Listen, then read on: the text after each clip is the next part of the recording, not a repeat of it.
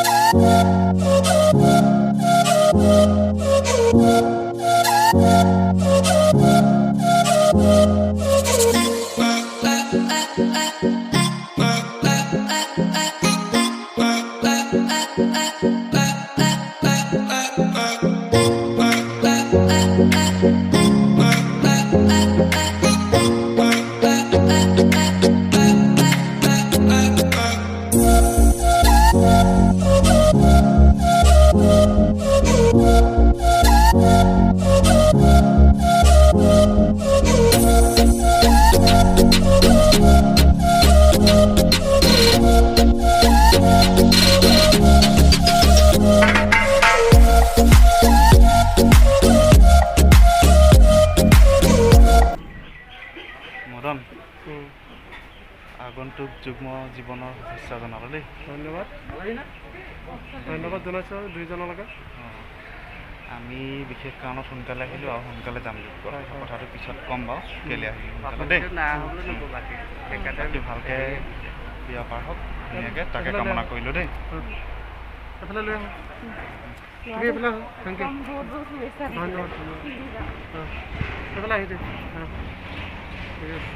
Thank U. মাইনাটোত তুলি দিওঁ। এইপিনে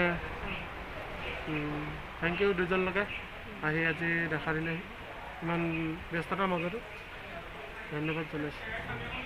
ঠিক আছে তেতিয়া। এয়া দৰাৰ ৰুমমেট ৰাজীৱ শইকীয়া। নমস্কাৰ। ৰাজীৱ শইকীয়াক আজি বহুত বছৰৰ মূৰত লগ পাইছোঁ। ভাল লাগিছে বহুত লগ পাই, সেইকাৰণে নষ্টালজিক হৈ গৈছোঁ। আমিবিলাক টিভি হোষ্টেলৰ সেই C17ৰ পৰা আদি কৰি চি ব্লকত আমি কেইজন একেবাৰে পাৰ্মানেণ্ট কাষ্টমাৰ আছিলোঁ।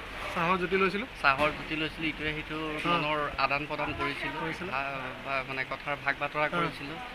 আৰু আজি সুদীৰ্ঘ সময়ৰ মূৰত আমি তিনিজন একেলগ হৈছোঁ, এতিয়া বহুত ভাল লাগিছে।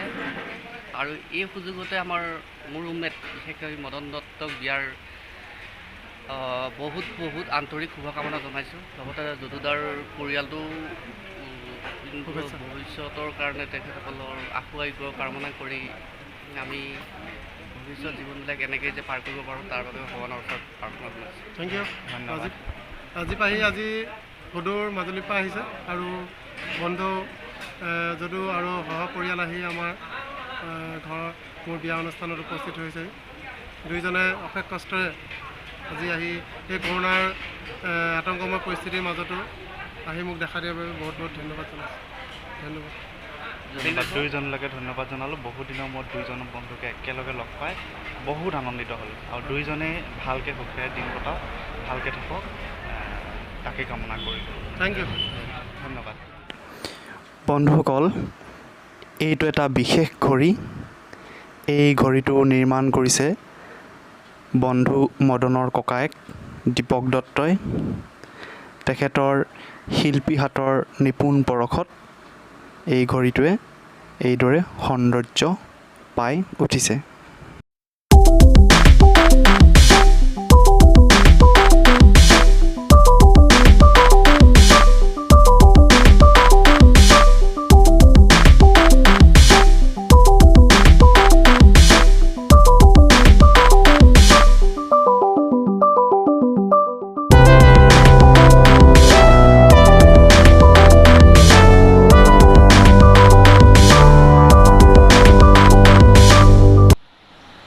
এই নাইট লেম্পটো একেজন শিল্পীয়ে নিৰ্মাণ কৰিছে।